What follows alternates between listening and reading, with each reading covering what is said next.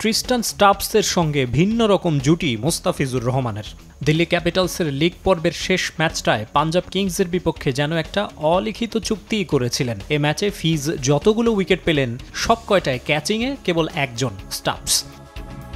এবারের আইপিএলের শুরু থেকে ছিলেন না মোস্তাফিজ। কোনো বাংলাদেশি প্লেয়ার না থাকায় সীমানার এপারে ভারতীয় লিগ নিয়ে আগ্রহ তুলনামূলক কমই ছিল। তাছাড়াও সাম্প্রতিক নানা ইস্যুতে আইপিএল থেকে মুখ ফিরিয়ে নিচ্ছিলেন বাংলাদেশি দর্শকরা। তবে ভারত পাকিস্তান সংঘাত চলাকালীন বিদেশি ক্রিকেটাররা নিজ নিজ দেশে ফিরলে ডাক আসে মোস্তাফিজের। টাইগার পেসারকে দলে ভেড়ায় দিল্লি ক্যাপিটালস। দেশের দর্শকরা আবারও প্রতিবেশী দেশের লিগের খোঁজ নিতে শুরু করেন। যদিও ভারতীয় কট্টরপন্থীরা মোস্তাফিজের অন্তর্ভুক্তি ভালোভাবে নেয়নি, এমনকি দিল্লি ক্যাপিটালসকে বয়কটের ডাকও দেয় তারা। তবুও ফিজেই ভরসা রাখে ফাফ ডুপ্লেসি, লোকেশ রাহুলের দল, আর সে আস্থার প্রতিদান ভালোভাবে দিয়েছেন বাংলাদেশি তারকা।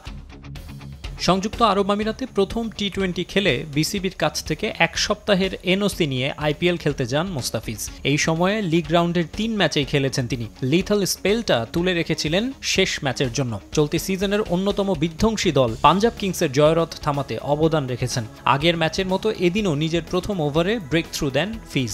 ইনিংসের দ্বিতীয় ওভারে ফেরান আসরের অন্যতম সেঞ্চুরিয়ান প্রিয়াংশ আরিয়াকে। ওই ওভারে 5 রান দিলেও পরেরটায় একটু এক্সপেন্সিভ ছিলেন। জশ ইংলিশের মারকুটে ব্যাটিংয়ে খরচ করেন 13 রান। এরপর ক্যাপ্টেন ডুপ্লেসি তার হাতে বল তুলে দেন 16তম ওভারে। কাটার মাস্টারকে খেলতে ঝামেলায় পড়তে হয় শ্রেয়াস আইয়ার, মার্কাস স্টয়নিসদের। 4 রানের খরচায় শশাঙ্ক সিংয়ের উইকেটও তুলে নেন মোস্তা।